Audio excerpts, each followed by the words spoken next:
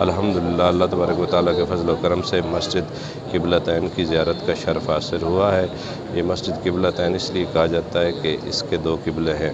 اس کا پس منظر یہ ہے کہ نبی کریم رؤوف الرحیم صلی اللہ علیہ وآلہ وسلم بنو سلمہ کی مسجد میں تشریف لائے۔ اس سے پہلے طریقہ کار یہ ہوا کرتا تھا، جو کفار تھے، منافقین تھے یا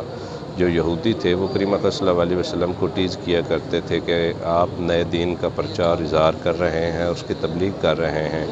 تو اپنا نیا قبلہ بھی لائیں۔ آپ لوگ تو نماز، اپنی عبادات جو ہے قبلہ اول بیت المقدس کی طرف منہ کر کے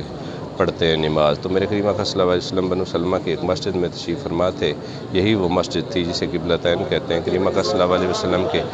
دل میں یہ خیال آیا کہ ہمارا اپنا قبلہ ہونا چاہیے، تو نماز عصر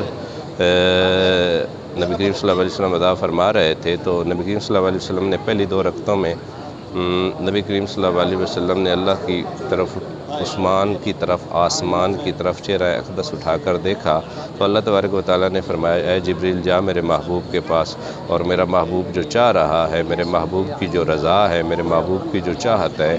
وہ یہ ہے کہ وہ چاہتا ہے کہ اس کا قبلہ الگ سے ہو۔ تو کریم اکرم صلی اللہ علیہ وسلم ابھی نماز پڑھ رہے تھے، حضرت جبرائیل علیہ السلام حاضر ہوئے، حاضر ہو کر کہتے ہیں یا رسول اللہ صلی اللہ علیہ وسلم، اللہ تبارک و تعالیٰ کی ہی وہی رضا ہے جو آپ کی رضا ہے، اگر آپ چاہتے ہیں کہ آپ کا قبلہ خانہ کعبہ ہو تو ابھی نماز میں ہی آپ ٹرن لے لیں۔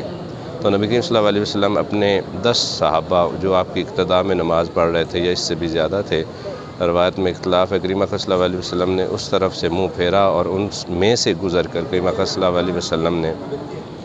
خانہ کعبہ کی طرف چہرہ اقدس کر لیا۔ تو محبوب اکرم نور مجسم صلی اللہ علیہ وسلم کی رضا کو اللہ تبارک و تعالیٰ نے اس طرح پورا کیا کہ یہ مسجد آپ دیکھ سکتے ہیں، میرے پیچھے وہ قبلہ ہے جو بیت المقدس والا تھا، یعنی پرانا قبلہ تھا، اور جو نیا قبلہ ہے وہ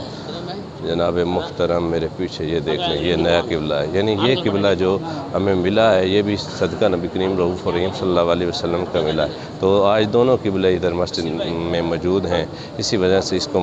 قبلتین کہا جاتا ہے۔ تو طریقہ کار یہ ہوتا ہے کہ روزمرہ کے معاملات میں جب بھی جمعہ کا ٹائم، نماز کا ٹائم بدلنا ہوتا ہے تو 1 ہفتہ پہلے، 10 دن پہلے ایک نماز پہلے بتایا جاتا ہے، لیکن کریم اکرم صلی اللہ علیہ وسلم کی یہ شان، عظمت، رفعت اور قرب الہی کا ایک جیتا جاگتا ثبوت تھا کہ کریم اکرم صلی اللہ علیہ وسلم نے اللہ کی بارگاہ میں جب چاہت پیش کی کہ میرے اللہ یہ میری چاہت ہے کہ قبلہ بدلے، تو اللہ کے محبوب اکرم کی بارگاہ میں جبرائیل حاضر ہو کر کہتے ہیں یا رسول اللہ صلی اللہ علیہ وسلم اب ہوگا وہی جو محبوب خدا چاہے گا، اب آپ قبلہ بدل لیں۔ تو یہاں پہ ایک شاعر نے اپنی محبت کا اظہار فرمایا کہ کوئی می وریا کستوریاں دا جدو یار نچوڑیاں زلفاں، کعبہ ادھر بنیا سائم جدے یار نے پھیریاں زلفاں۔ تو یہ اللہ کے محبوب کا یہ ایک عظمت کا جیتا جاگتا پہلو ہے، اور کہ اللہ تبارک و تعالیٰ بھی وہی چاہتے ہیں جو مصطفیٰ چاہیں۔ تو اللہ کی بارگاہ میں التماس ہے کہ اللہ تبارک و تعالیٰ نبی کریم رؤوف الرحیم صلی اللہ علیہ وآلہ وسلم سے سچی سچی محبت کرنے کی توفیق عنایت فرمائے۔ اور یہاں کے بارے میں علماء فرماتے ہیں کہ اس جگہ پہ، اس مسجد میں چونکہ نبی کریم صلی اللہ علیہ وسلم کی منشا رضا پوری ہوئی تھی، تو یہاں پہ مومنین کو آنا چاہیے، یہاں پہ 2 رکعت نماز نفل پڑھ کر اپنی حاجتیں پوری کروانے کے لیے اللہ کی بارگاہ میں نبی کریم صلی اللہ علیہ وسلم کا وسیلہ اور توسل پیش کرنا چاہیے۔ یقیناً تمام دعائیں قبول